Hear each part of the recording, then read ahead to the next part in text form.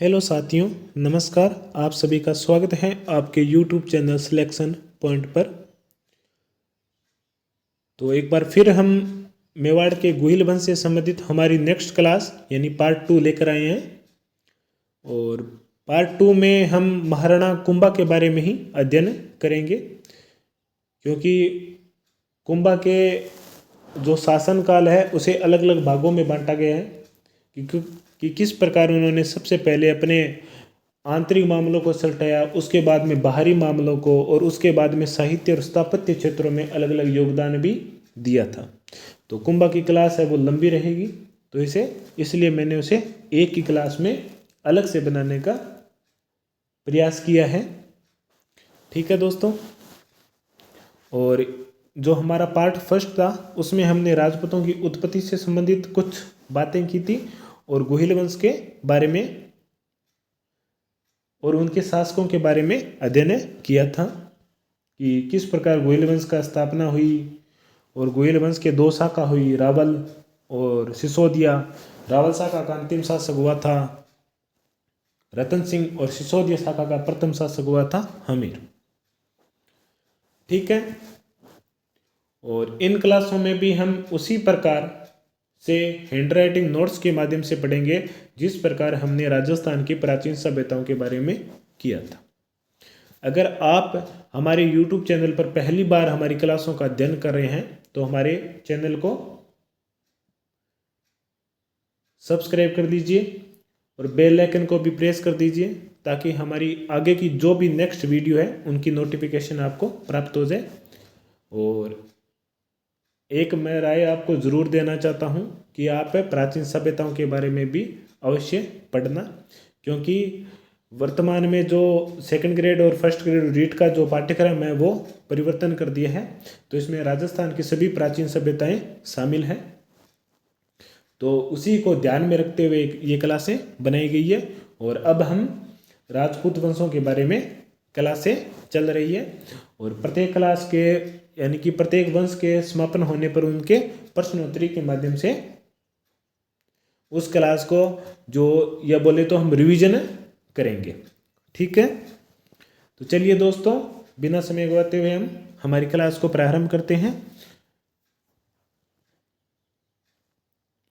और आपके जो साथी है उनको भी शेयर करना ताकि वो भी फालतू चक्करों में ना पड़ के सिर्फ जो फिक्स्ड किताबें हैं उनके माध्यम से पढ़ेंगे तो उन्हें कम समय में अपने रिवीजन करने में या फिर अपने लक्ष्य को प्राप्त करने में सफलता मिलेगी। ठीक है। इन क्लासों को पढ़ने के बाद में मैं आपसे 100% रूप से ये दावा करता हूँ कि इसके बाद में आपको किसी भी किताब को पढ़ना नहीं पड़ेगा। क्योंकि सबसे बड़ी समस्या क्या होती है एक विद्यार्थी के लिए कि वो मैटर एकत्रित नहीं कर पाता है। कोई सी किताब मिल जाती है, कोई सी नहीं मिल पाती। फिर एक ही टॉपिक को अलग अलग किताबों में, जैसे वर्तमान में जो किताबें चल रही है या पुरानी किताबें चल रही थी, उनमें बातें कुछ सेम है परंतु कुछ अलग है। उन कुछ अलगों को पढ़ने के लिए हमें पूरी की पूरी किताब पढ़नी पड़ती है या पूरा का पूरा पाठ पढ़ना पड़ता है। तो वो अब से आपको नहीं पड़ेगा, क्योंकि मैंने पुरानी किताबें और वर्तमान में चल रही है किताबों उन्हीं से हमने ये क्लासें बनाई है, हैंड राइटिंग नोट्स। ठीक है।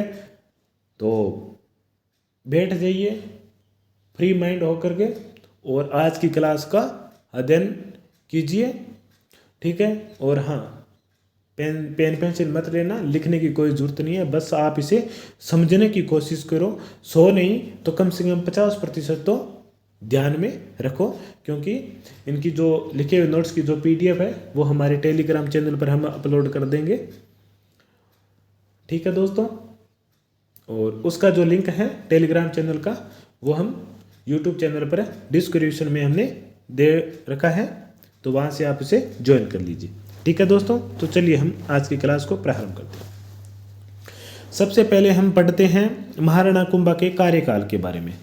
हम इस क्लास में छोटे से छोटी बात और बड़ी से बड़ी बात, दोनों बातों का भी हम अध्ययन करेंगे, क्योंकि कई बार ऐसा होता है कि हम डीप चले जाते हैं, अंदर ही अंदर चले जाते हैं और ऊपर से पूछ लेते हैं उनका कार्यकाल क्या है और हम उसे इग्नोर में ओ इसको कौन पूछा है, अरे सब पूछे जाते हैं,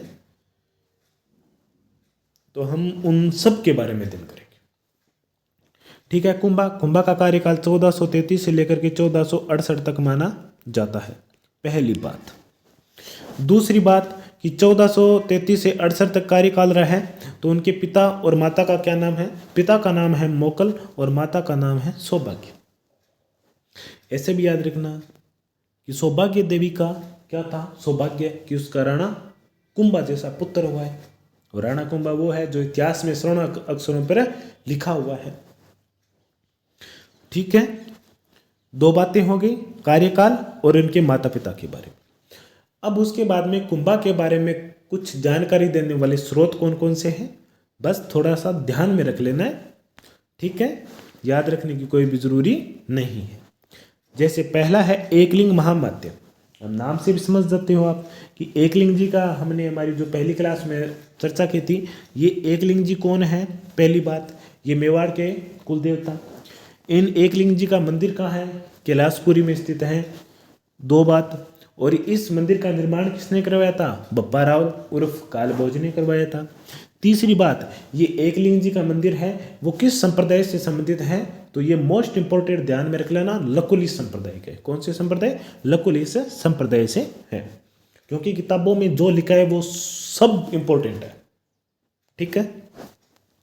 यह ग्रंथ एकलिंग मंदिर से प्राप्त है और इसमें कुंभा के शासन के बारे में महत्वपूर्ण जानकारी प्राप्त होती है। ठीक है। दूसरी बात, रसिक प्रिया। यह जयदेव का गीत गोविंद पर टीका लिखा गया था राणा कुंभा के द्वारा। ठीक है, इसमें भी हमें कुंभा के बारे में जानकारी मिलती है। इसके अलावा कुंभलगढ़ प्रशस्ति, जो कुंभलगढ़ दुर्ग में नामदेव मंदिर पर 5 शिलाओं पर उत्कीर्णित है, इसमें भी महाराणाओं की उपलब्धि के बारे में महत्वपूर्ण जानकारी हमें प्राप्त होती है। इसके बाद में हम लिखते हैं कीर्ति स्तंभ प्रशस्ति, जो कि 1460 में अत्रि एवं उनके पुत्र महेश भट्ट के द्वारा लिखी गई थी। इस पर भी हमें कुंभा के व्यक्तिगत गुणों पर या व्यक्तिगत व्यवहार पर जानकारी मिलती है या लिखा हुआ मिलता है। ठीक है। कीर्ति स्तंभ अत्रि और महेश भट्ट दोनों ने मिलकर लिखी थी। अत्रि महेश का पिता था। ठीक है। चलिए अब हम आगे चर्चा करते हैं कुंभा के राजनीतिक व्यवहार के बारे में। कुंभा ने चित्तौड़ और कुंभलगढ़ को अपनी शक्ति का केंद्र बनाया, यानी कि कुंभा ने पहले चित्तौड़ को अपनी शक्ति का केंद्र बनाया और कुंभलगढ़ की स्थापना के बाद में उन्होंने अपनी शक्ति का केंद्र किसे माना था? कुंभलगढ़ को। अब कुंभा के सामने 3 सबसे बड़ी समस्या थी। पहली समस्या कि कुंभा के पिता यानी कि मोकल की हत्या किसने की थी? चाचा और मेरा ने की थी, उनको सजा देना। दूसरी, मोकल के समय उनके मामा यानी कि रणमल जो मारवाड़ के राठौड़ थे, उनका हस्तक्षेप बढ़ता गया और मेवाड़ में जो सामंतों की संख्या थी, सिसोदिया सामंत, उनकी संख्या कम हो गई और मारवाड़ के राठौड़ों की बढ़ती गई। तो उन्हें वापिस खदेड़ना है, मेवाड़ में सिसोदिया वंश के सामंतों की संख्या वापिस बढ़ानी है। 2 समस्या। और तीसरी समस्या क्या थी कि मोकल अल्प आयु में शासक बनने के कारण, राजनीतिज्ञ रूप से चतुर या कूटनीतिज्ञ नहीं होने के कारण मेवाड़ के आसपास के क्षेत्रों पर, जैसे गुजरात के शासकों ने, मालवा के शासकों ने, नागौर के मुसलमान शासकों ने मेवाड़ के बहुत बड़े भाग पर अधिकार कर लिया था, तो उन भूभाग को वापस मुक्त करवाना है। राणा कुंभा ने किस प्रकार इन समस्याओं का एक एक करके निवारण किया है, उनके बारे में हम पढ़ते हैं। चाचा व मेरा जो छेत्र सिंह की उपपत्नी की संतान थे, यानी कि चाचा और मेरा। छेत्र सिंह कौन है? लाखा का पिता। ठीक है, कि औरस पुत्र थे चाचा एवं मेरा। ठीक है। इसके बाद में आता है कुंभा। कुंभा ने क्या किया? रणमल एवं राघवदेव ये राणा लाखा का पुत्र था, रावचुंडा का भाई। इन्होंने मिलकर चाचा एवं मेरा को मारने के लिए सेना भेजी थी राणा कुंभा ने, जिसमें चाचा और मेरा की हत्या हो गई थी या उन्हें मार डाला था। इसके बाद में राघवदेव जो कि राव चुंडा का भाई और लाखा का पुत्र था, उसकी हत्या किसने कर दी थी? रणमल ने। किसने कर दी थी? रणमल ने कर दी थी। जिसकी समाचार सुनने पर राव चुंडा, जो कि लाखा का योग्य पुत्र था, जो मेवाड़ का उत्तराधिकारी था, परंतु किन्हीं शर्तों के कारण में वो शासन से चूक गया था, जो मांडू चला गया था, वहां से मेवाड़ आया और उसने अपने सरदारों के साथ मिलकर रणमल की हत्या करवा दी थी। ठीक है। रणमल के बारे में यह भी कहा जाता है कि रणमल बहुत शक्तिशाली था, हाथी जितना बल था। पहले उसे खाने में जहर, नशे की गोलियां दी गई थी या नशा दिए करवाया गया था, और जिससे वो बेहोश हो गया। और ऐसा बताया भी जाता है कि बेहोश होने के बाद में भी रणमल ने मेवाड़ के कुछ सैनिकों की भी हत्या कर दी थी, परंतु आखिर में यही हुआ कि राव चुंडा ने रणमल की हत्या कर दी।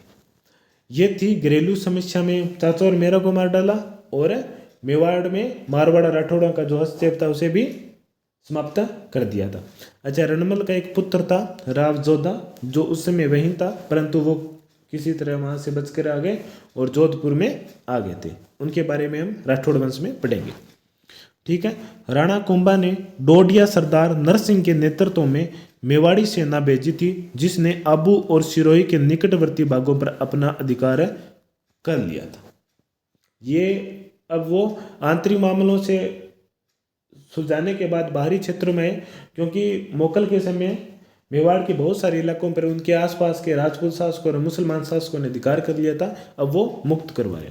सबसे पहले राणा कुंभा ने डोडिया सरदार नरसिंह, कौन? डोडिया सरदार नरसिंह के नेतृत्व में मेवाड़ी सेना भेजी थी, जिसने आबू और सिरोही के निकटवर्ती भागों पर अपना अधिकार कर लिया था। ठीक है दोस्तों, चलिए आगे चलते हैं। कुंभा ने चुंडा को जोधा के राज्य पर आक्रमण करने के लिए भी भेजा था। चुंडा कौन है? ये चुंडा वही है, राणा लाखा का पुत्र। चुंडा ने जोधा की राजधानी मंडोर पर अपना अधिकार कर लिया था। दूसरी समस्या, दूसरा आक्रमण कुंभा ने किस पर किया था? जोधपुर पर किया था। किसके नेतृत्व में? चुंडा के नेतृत्व में। और चुंडा ने जोधा के राजधानी मंडोर पर अपना अधिकार कर लिया था, तथा जोधा वहां से भागकर काहुनी गांव में जाकर छुप गया था। कौन से गांव में? काहुनी गांव में जाकर छुप गया था। ये गांव ज़्यादा इंपॉर्टेंट नहीं है।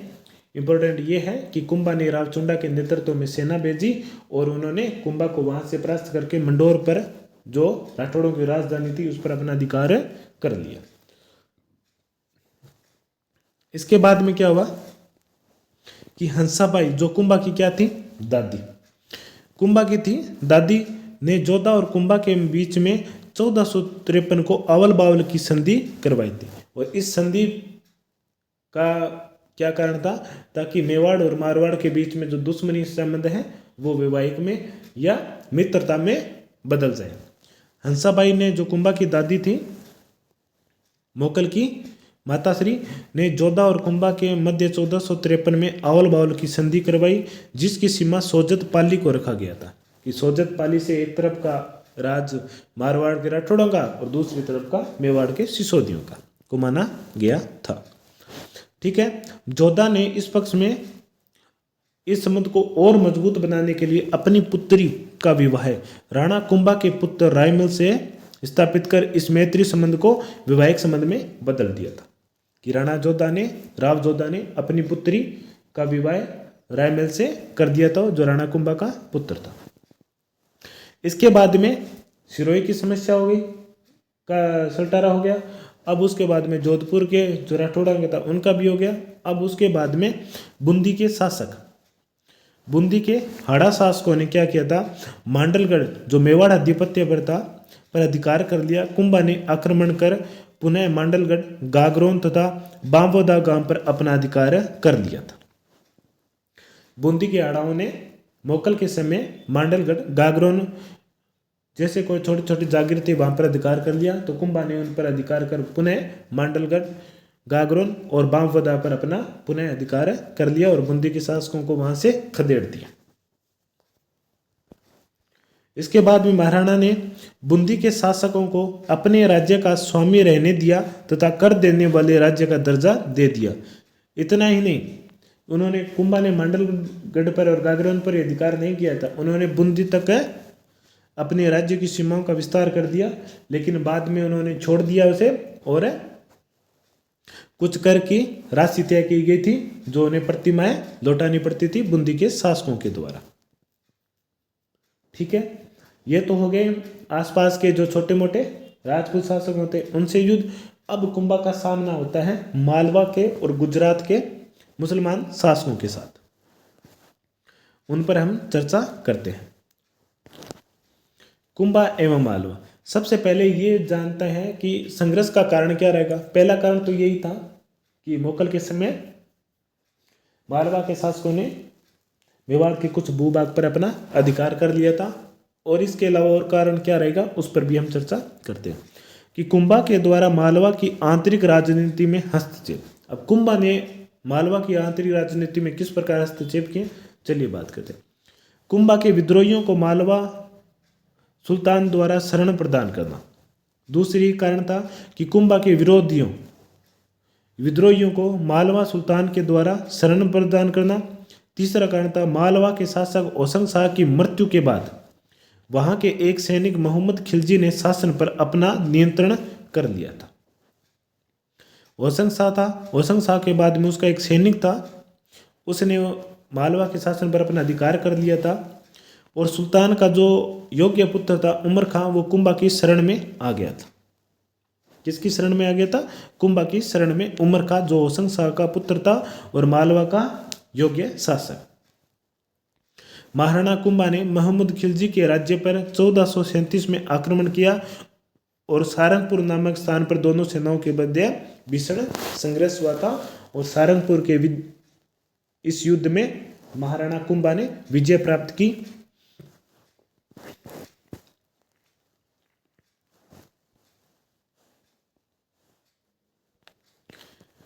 इस संघर्ष में कुंभा की विजय हुई, और इस विजय के उपलक्ष्य में कुंभा ने विजय स्तंभ का निर्माण करवाया था। ठीक है, तो कुंभा ने किस विजय के बाद में विजय स्तंभ का निर्माण किया था? सारंगपुर विजय के बाद में, जो 1437 में हुआ था। मालवा के सुल्तान मोहम्मद खिलजी और मेवाड़ के शासक राणा कुंभा के मध्य हुआ था सारंगपुर का युद्ध 1437 में, और इस विजय के उपलक्ष्य में 1440 से लेकर के 1448 तक विजय स्तंभ का निर्माण करवाया गया था कुंभा के द्वारा। ठीक है, कुंभलगढ़ प्रशस्ति के अनुसार कुंभा मोहम्मद खिलजी को बंदी बनाकर चित्तौड़ ले आया था और 6 माह तक रखने के बाद में उसे रिहा कर दिया था। ये बात है कुंभलगढ़ प्रशस्ति में लिखी हुई है कि कुंभा ने मोहम्मद खिलजी को गिरफ्तार किया और उन्हें 6 माह तक कैद रखा, और उसके बाद में उन्होंने उन्हें विमुक्त कर दिया था। इसके बाद में मोहम्मद खिलजी ने 1443 में एक बड़ी सेना लेकर कुंभा पर आक्रमण किया। जाहिर से क्योंकि अपनी हार का बदला लेना था। 1443 में मोहम्मद खिलजी ने आक्रमण किया। उस समय दीप सिंह के मोर्चे को ध्वस्त कर कुंभलगढ़ पर अपना अधिकार कर लिया था, परंतु चित्तौड़ पर वो अधिकार नहीं कर पाया था। कुंभलगढ़ दुर्ग था, वहां पर दीप सिंह नामक एक सेनापति था जिसे कुंभा ने नियुक्त कर रखा था, तो मोहम्मद खिलजी ने उसे परास्त कर कुंभलगढ़ पर अपना अधिकार कर लिया, परंतु चित्तौड़ पर वो अधिकार नहीं कर पाया था।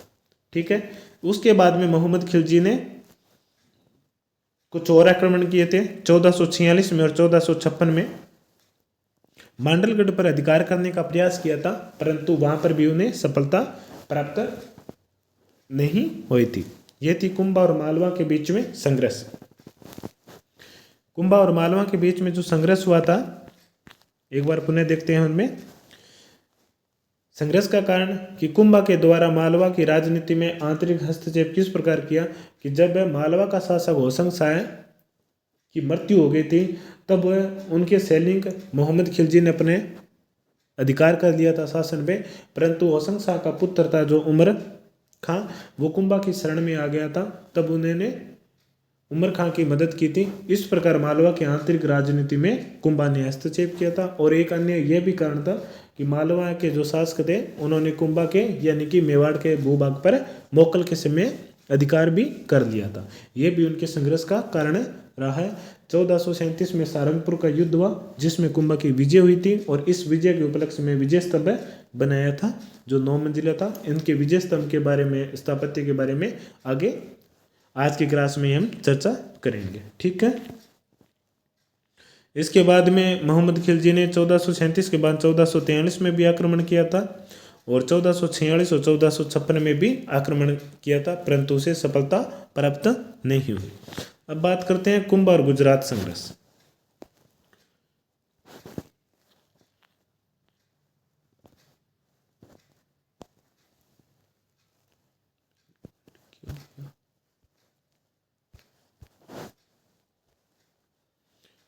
कुंभा और गुजरात का संघर्ष। गुजरात के सुल्तान अहमद शाह, कौन से? गुजरात के सुल्तान अहमद शाह ने 1433 में मेवाड़ पर आक्रमण किया था, जिसका मुकाबला करने के लिए महाराणा मोकल, कुंभा का पिता, सेना सहित गुजरात की ओर जा रहा था, परंतु मार्ग में ही जीलवाड़ा स्थान पर उनकी हत्या कर दी गई थी चाचाओं एवं मेहरा के द्वारा। तो गुजरात के जो शासक थे उन्होंने 1433 में मेवाड़ के कुछ भूभाग पर आक्रमण किया था। नागौर का शासक फिरोज खान था, जिसकी मृत्यु 1451 में हो गई थी। तो उसके भाई मुजाहिद खान ने फिरोज खान के पुत्र शम्स खान को पराजित कर नागौर से उसे भगा दिया था और नागौर पर अपना अधिकार कर लिया था। किसने? मुजाहिद खान ने, जो कि फिरोज खान का भाई था। ठीक है। तो शम्स खान भागकर कहाँ गया था? कुंभा की शरण में। कहाँ गया था? कुंभा की शरण में। कुंभा की शरण में है और कुंभा ने उसकी मदद की और उसकी सहायता करते नागौर पर आक्रमण किया और मुजाहिद खान को वहां से परास्त करके शम्स खान को नागौर का शासक नियुक्त किया। ठीक है। इस प्रकार नागौर के आंतरिक मामलों में भी कुंभा ने हस्तक्षेप कर दिया। अब जब कुंभा ने शम्स खान की हेल्प की, मदद की, तो जो मुजाहिद खान था वो गुजरात के शासक के शरण में चला गया। कुंभा ने इस सहायता के बदले एक शर्त रखी थी कि शम्स खान नागौर के किले की किलेबंदी नहीं करेगा, यानी कि चारों ओर सैनिक तैनात नहीं करेगा। परंतु शम्स खान ने बाद में संधि को तोड़ दिया। इस संधि को तोड़ने पर कुंभा उनसे नाराज हो गया और कुंभा ने इस शर्त की अवहेलना करने पर अपनी सेना लेकर के नागौर पर आक्रमण कर दिया, जिससे डरकर शम्स खान गुजरात के शासक कुतुबुद्दीन के शरण में चला गया था। कुंभा जब शासक बना था तब गुजरात का शासक अहमद शाह था और अहमद के बाद में कुतुबुद्दीन शासक बना था। मालवा का शासक महमूद खिलजी के साथ युद्ध हुआ और गुजरात के शासक कुतुबुद्दीन के साथ युद्ध हुआ था महाराणा कुंभा का। अब गुजरात और मेवाड़ के बीच में संघर्ष का कारण क्या रहेगा? इस पहला 1433 में मोकल के समय, दूसरा जब नागौर का शासक शम्स खान को कुंभा ने नियुक्त कर दिया था परंतु उसने शर्त को तोड़ा, तब वो भागकर कहाँ के किसकी शरण में गया था? शम्स खान गुजरात के शासक में शरण में। तब गुजरात के शासकों ने मेवाड़ पर आक्रमण करने का निश्चय किया था। ठीक है। चलिए आगे चलते हैं, आगे पढ़ते हैं इसमें। इस प्रकार शम्स खान गुजरात की सेना के साथ नागौर में कुंभा से टक्कर लेने पहुंचा, परंतु कुंभा के शक्तिशाली आक्रमण से शम्स खान एवं गुजरात की सेना को पराजय का सामना करना पड़ा था। गुजरात का शासक कुतुबुद्दीन और किसकी सहायता करने के लिए? नागौर के शासक शम्स खान की सहायता से कुंभा पर आक्रमण किया, परंतु उसे सफलता प्राप्त नहीं हुई। इसके बाद में शम्स खान और कुतुबुद्दीन ने क्या किया? 1456 में कुतुबुद्दीन ने सिरोही के देवड़ा शासकों को साथ लेकर कुंभलगढ़ की ओर आक्रमण किया, परंतु इस बार भी उसे सुल्तान की पराजय का सामना ही देखना पड़ा। क्योंकि सुल्तान ने क्या किया था, उसे पता था कि सिरोही के जो देवड़ा वंश है उनका और कुंभा के बीच में किस प्रकार के संबंध है, कटु संबंध है, इसलिए उन्होंने उनकी सहायता प्राप्त की ताकि हम संयुक्त रूप से कुंभा को परास्त कर दे। परंतु कुंभा कहाँ परास्त होने वाला था? वो बहुत बड़ा राजनीतिज्ञ और कूटनीतिज्ञ था। अब जो गुजरात का शासक है इतने से नहीं हाँ करेगा, या बोले तो धापको नहीं वापरली भाषा में बोलो तो अब उसका एक ही लक्ष्य था कि किसी न किसी तरह कुंभा को हमें परास्त करना ही है। तब वो शासक किसके पास गया था? गुजरात का शासक, मालवा के शासक मोहम्मद खिलजी के पास। 1456 में मालवा के मोहम्मद खिलजी और गुजरात के कुतुबुद्दीन के मध्य मेवाड़ के बंटवारे को लेकर के चंपानेर की संधि हुई थी। किसकी संधि हुई थी? चंपानेर की संधि हुई। अब इस संधि में क्या किया, लक्ष्य रखा गया था कि मालवा के सुल्तान को मालवा की तरफ से, मालवा के सुल्तान को मालवा के यानी कि पूर्वी भाग से मेवाड़ पर आक्रमण करने, और गुजरात के शासक को मेवाड़ के गुजरात वाले पक्ष यानी कि दक्षिणी भाग से आक्रमण करने का निश्चय लिया। और उन्होंने अपने मन में बंटवारा भी कर लियो कि पूर्वी भाग मैं राख और दक्षिणी भाग तू राख ली। अरे पहले उसे विजय तो प्राप्त करो। 1457 और 58 में कुतुबुद्दीन ने मेवाड़ के दक्षिणी भाग पर आक्रमण कुतुबुद्दीन ने मेवाड़ के दक्षिणी भाग पर तथा मोहम्मद खिलजी ने मेवाड़ के पूर्वी भाग पर आक्रमण किया, परंतु कुंभा ने बड़ी ही कूटनीति से उनका सामना करते हुए विजय प्राप्त की और एक बार पुनः कुंभलगढ़ के और मालवा के शासक को संयुक्त रूप से हार का मुंह देखना पड़ा था। ठीक है, इस प्रकार मालवा के विजय के बाद में कुंभा ने गुजरात के शासक कुतुबुद्दीन को भी परास्त कर दिया। ठीक है, ये थे कुंभा के बारे में उनके राजनीतिक मामले, उनकी आक्रमणकारी नीतियां। ठीक है, अब हम कुंभा के बारे में जो सांस्कृतिक उपलब्धियां हैं उनके बारे में भी हम चर्चा करेंगे।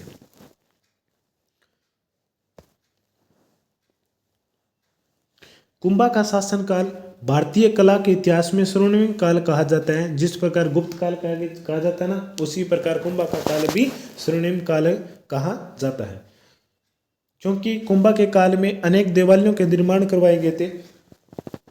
और कुंभा के समय जिन देवालयों का निर्माण करवाया गया था ना, उनमें जो परंपरागत भारतीय शैली थी उनका ही प्रयोग में लाए गए थे। किसी मुसलमान शैली का प्रयोग है उसमें नहीं किया गया था। ठीक है, रणकपुर का जैन मंदिर कुंभा के काल में बना था। कुंभ स्वामी का मंदिर भी।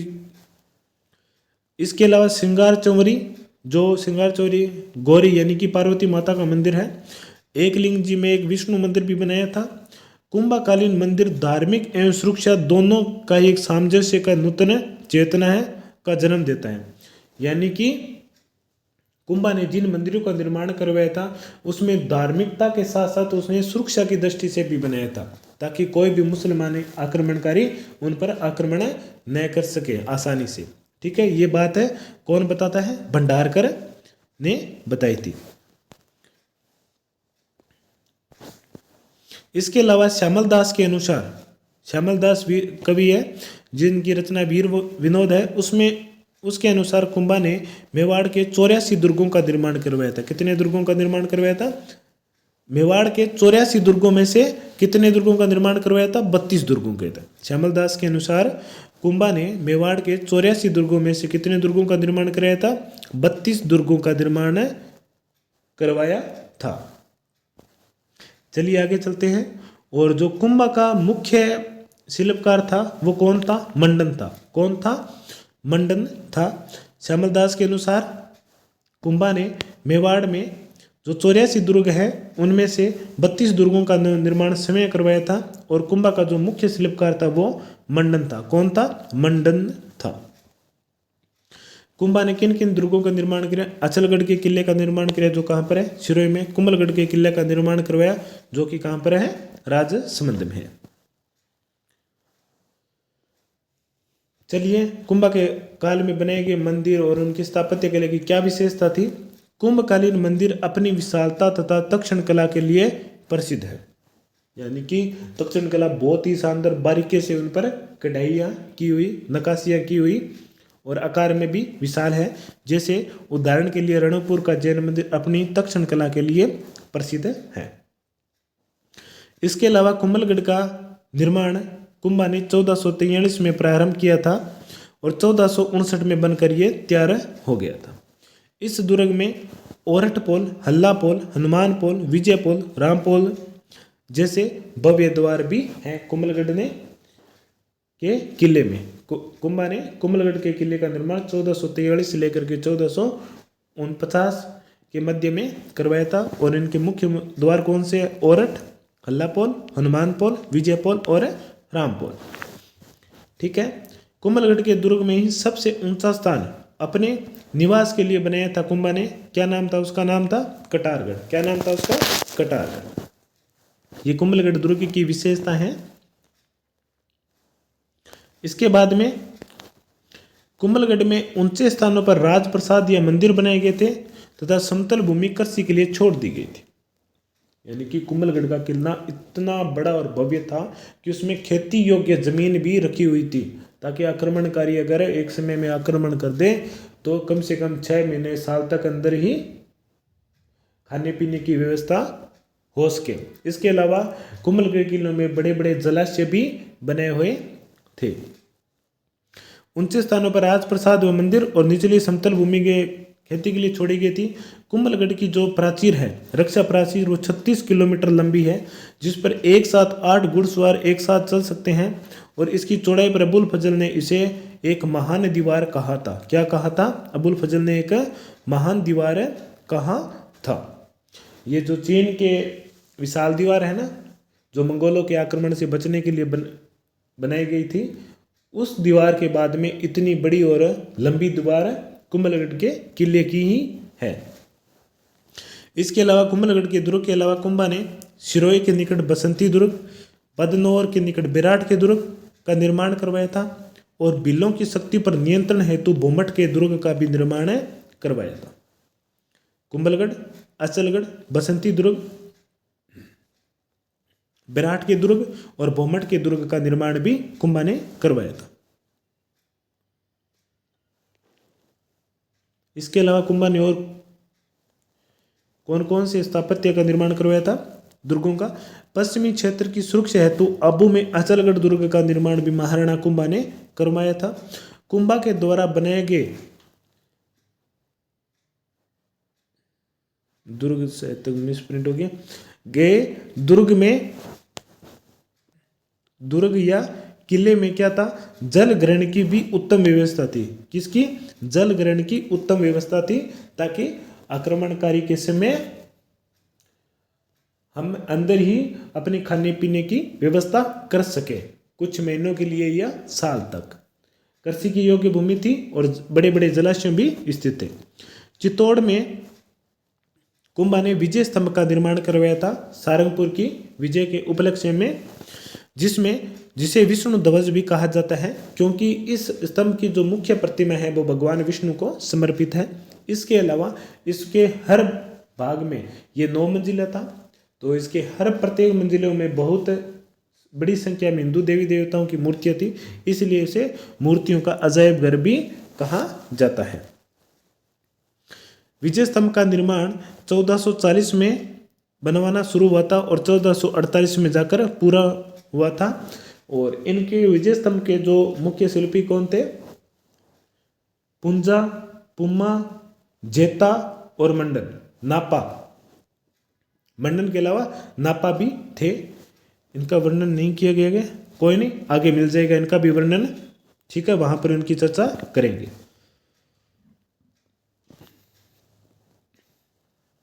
इसके अलावा कुंभा ने जो विजय स्तंभ था वो 9 मंजिल था, 30 फुट चौड़ा और 122 फुट ऊंचा था। कुंभा के काल में चित्रकला से संबंधित सुपासनाचर्यम नामक ग्रंथ को भी चित्रित किया गया था। विजय स्तंभ 30 फुट चौड़ा और 122 फुट ऊंचा था और कुंभा के काल में सुपासनाचर्यम नामक ग्रंथ को भी चित्रित किया गया था। ये कुंभा के समय थे। स्थापत्य और चित्रकला से संबंधित हमारी कुछ बातें, जैसे कुंभा ने अचलगढ़ के दुर्ग का निर्माण किया पश्चिमी सीमा को मजबूत बनाने के लिए। इसके अलावा भोमट के दुर्ग को, बदनौर के दुर्ग को, बेराट के दुर्ग का भी निर्माण करवाया था। कुंभलगढ़ जैसे भव्य और विशाल दुर्ग का निर्माण भी करवाया था। और कुंभा के स्थापत्य तक्षण कला और विशालता के कारण भी प्रसिद्ध है।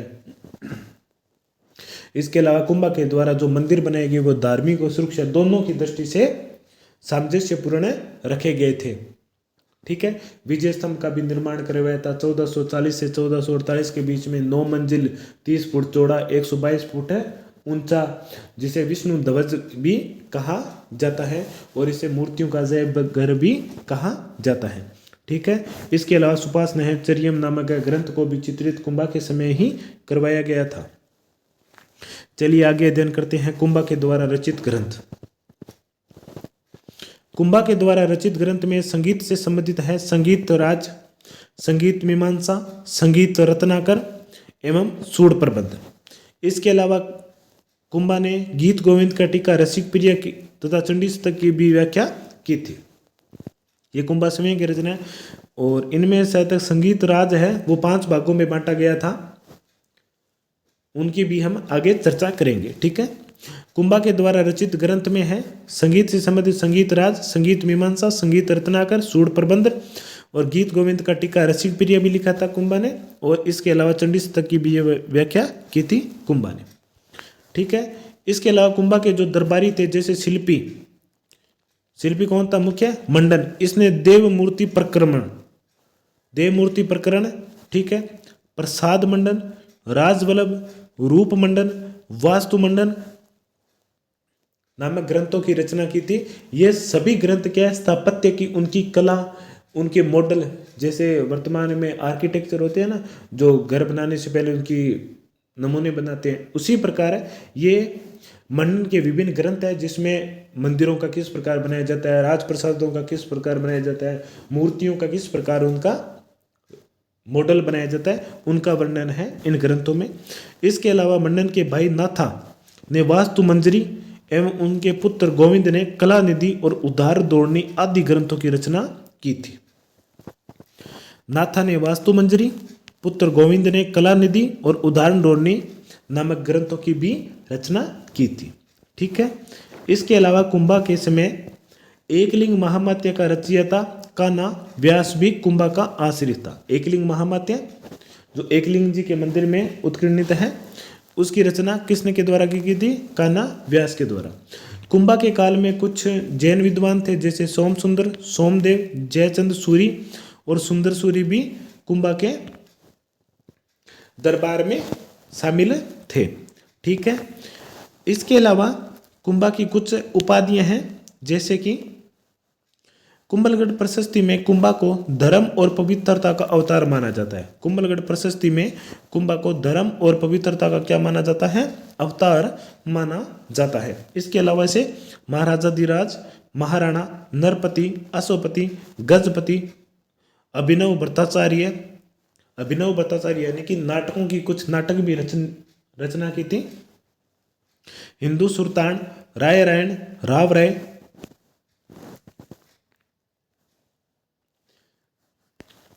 इन सभी उपाधियों, ये सभी उपाधियां कुंभा को प्राप्त थी।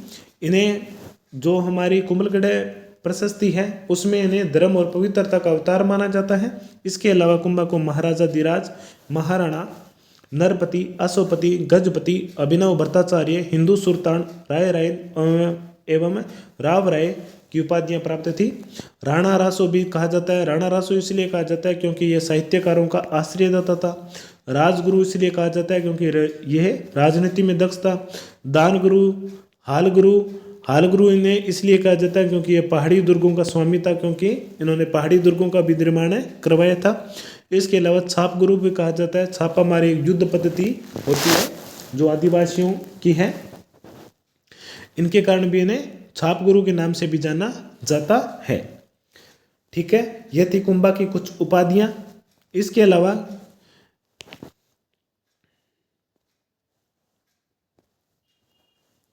जीवन के अंतिम काल में कुंभा को उन्माद नामक रोग हो गया था। उन्माद ऐसा रोग होता है जिसमें हर चीज को ये मतलब संदेह की दृष्टि से देखते हो,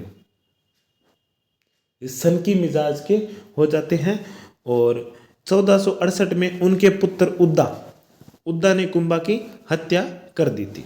ठीक है। उद्दा जो इतिहास में उदय सिंह प्रथम के नाम से जाना जाता है। कुंभा के बाद में उदय सिंह प्रथम मेवाड़ का शासक बना था 1473 से 1509 तक। 1468 से 1473 तक उदय सिंह प्रथम रहा था, और उनके बाद में कुंभा का पुत्र रायमल, ये वही रायमल है जिसका विवाह राव जोधा की पुत्री के साथ किया गया था। वो 1473 से 1509 तक मेवाड़ का शासक रहा था, और 1509 से 27 तक राणा सांगा रहा था, जिनका अध्ययन हमें हमारी नेक्स्ट क्लास में करेंगे। अभी हमारी क्लास समाप्त नहीं हुई है। अब कुंभा से संबंधित कुछ बातें और भी हैं महत्वपूर्ण, जो परीक्षा की दृष्टि से महत्वपूर्ण है। ये भी बातें जो पुरानी किताब थी RBSC की 12वीं क्लास, उनमें से ये बनाई गई है, उन पर भी थोड़ी चर्चा कर लेते हैं जल्दी जल्दी। 1456 में मोहम्मद खिलजी ने मांडलगढ़ पर अधिकार करने का अंतिम प्रयास किया था। ठीक है, यानी कि मांडलगढ़ के शासक का स्वतंत्र रूप से कुंभा के विरुद्ध अंतिम अभियान कौन सा था? 1456 में किया था, जिनके हमने चर्चा की थी। उससे पहले 1446 में, उससे पहले 1443 में, और उससे पहले 1437 में, लेकिन हर बार कुंभा के हाथों उसे परास्त होना ही पड़ा था। ठीक है, इसके बाद में कुंभा को युद्ध में स्थिर बुद्धि भी कहा जाता है, क्योंकि इतनी बड़ी सेना, एक तरफ तो मारवा की सेना, दूसरी तरफ गुजरात के शासकों की सेना, इसके अलावा छोटे मोटे राजपूत शासक जैसे नागौर की भी सेना उनके साथ थी, और सिरोही के देवड़ा शासक थे, उनकी भी सेना थी, उन सभी का सामना किया। इसके कारण उन्हें युद्ध में स्थिर बुद्धि का कहा जाता है। कुंभा एक महान संगीत ज्ञाता होने के कारण अभिनव भट्टाचार्य कहा जाता है। क्या कहा जाता है? महान संगीत ज्ञाता होने के कारण अभिनव भट्टाचार्य कहा जाता है, तथा इसके अलावा इसे वीणा वादन परिवेण भी कहा जाता है। वीणा वादन परिवेण का मतलब होता है वीणा बजाने के शौक था, इसलिए उन्हें वीणा वादन परिवेण कहा जाता है। ठीक है, कुंभा के संगीत राज, कुंभा का जो ग्रंथ है संगीत राज, उसे 5 भागों में बांटा गया है। पाठ रतन कोश, गीत रतन कोश, वाद्य रतन कोश और रस रतन कोश, 5 भागों में बांटा गया है। परंतु जो किताब थी उसमें सिर्फ 4 भागों का ही वर्णन है। पाठ रतन कोश, गीत रतन कोश, वाद्य रतन कोश और चौथा है रस रतन कोश। संगीत राज है, इसे कितने भागों में बांटा गया था? 5 भागों में। ये था संगीत ज्ञाता होने के कारण उन्हें अभिनव भट्टाचार्य, वीणा बजाने में निपुण होने के कारण उसे वीणा वादन परिवेण कहा गया था। ठीक है,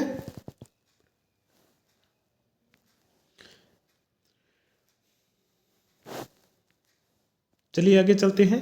कुंभा ने संगीत कर्म में दीपिका तथा सारंगदेव के संगीत रत्नाकर पर भी टीका लिखी थी।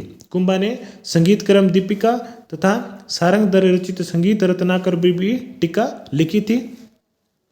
कुंभा ने मराठी, कर्नाटी एवं मेवाड़ी भाषा में 4 नाटकों की रचना की थी। इस कारण भी उन्हें संगीत अभिनव भट्टाचार्य कहा जाता था। कुंभा का कामराज रतिसार 7 अंगों में विभक्त किया गया था। कुंभा ने एक अन्य ग्रंथ है कामराज रतिसार, जो 7 अंगों में विभक्त किया गया था।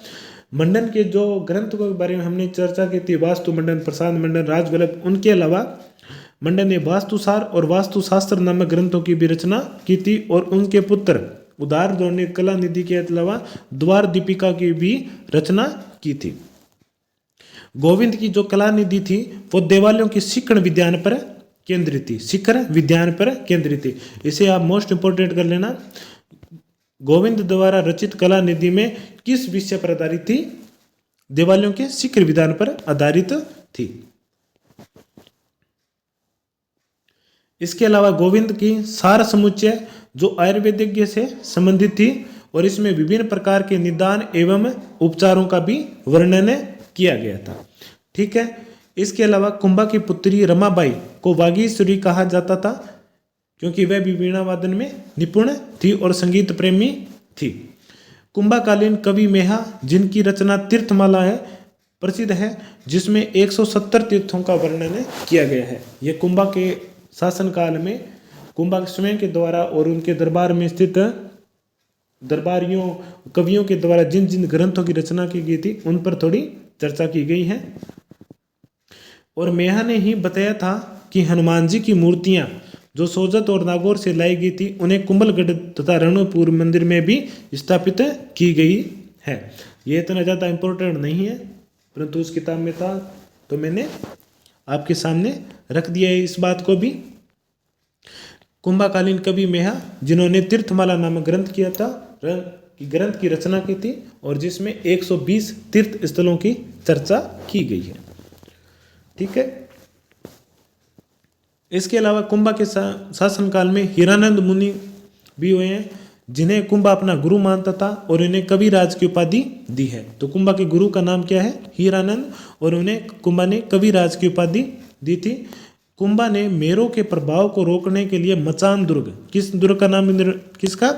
मचान दुर्ग। ये स्पष्ट नहीं लिखा है, मैं लिख देता हूँ यहाँ पर।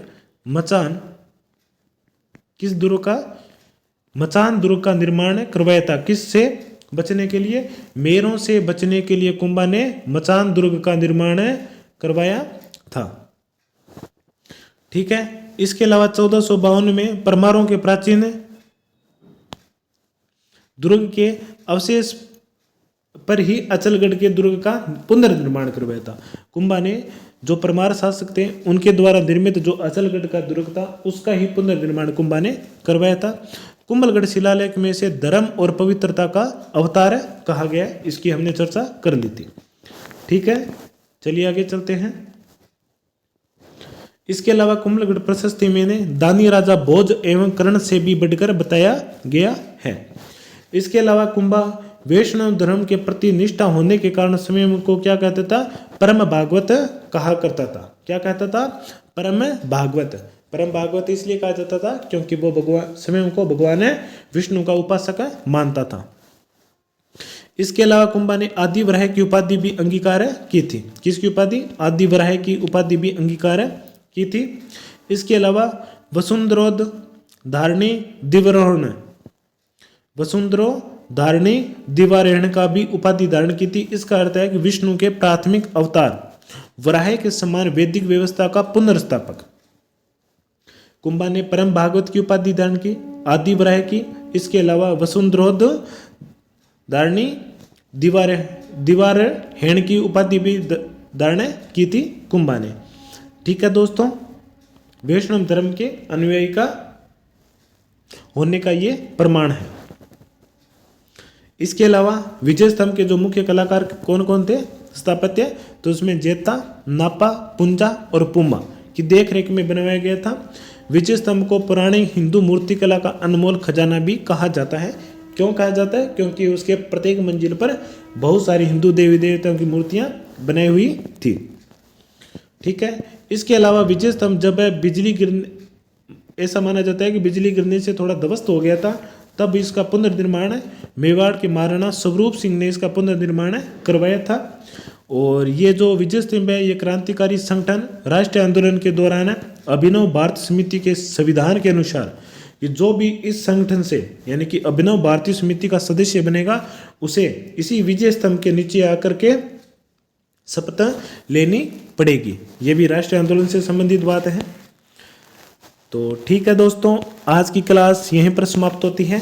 आज की क्लास थोड़ी लंबी भी थी और थोड़ी भाषा बोलने में भी कठिन थी, क्योंकि कुंभा के बारे में आज तक हमने बहुत कम चीज़ें पढ़ी हैं। तो आज की क्लास में हमने कुंभा के बारे में बहुत विस्तार पूर्वक अध्ययन किया है। हाँ, ये मैं भी मानता हूँ कि कुछ शब्द बोलने में मेरे से भी त्रुटि रही है, इसके लिए मुझे खेद है, परंतु मैं ये मानता हूँ कि आपको बहुत अच्छी से समझ आई होगी। अगर कोई कमी है तो आप इसे कमेंट बॉक्स में ज़रूर बताना। ये एक मेरी पहल है, या ऐसा मानो कि हमारी पूरी टीम का ये पहल है। और हमारी टीम के जो 4 मेंबर हैं उनमें से 3 हैं सरकारी काम में अपनी सेवा दे रही हैं। ठीक है, तो हम ये प्रयास कर रहे हैं कि जो भी बेरोजगार युवा हैं उन्हें तरह तरह इधर उधर भटकना नहीं पड़े और उन्हें फिक्स मैटर मिलता रहे, ताकि वो अपने अध्ययन को अच्छी प्रकार पढ़ सके और अपने लक्ष्य को प्राप्त करें। ठीक है दोस्तों, आज की क्लास को हम यहीं समाप्त करते हैं। जय हिंद, जय भारत।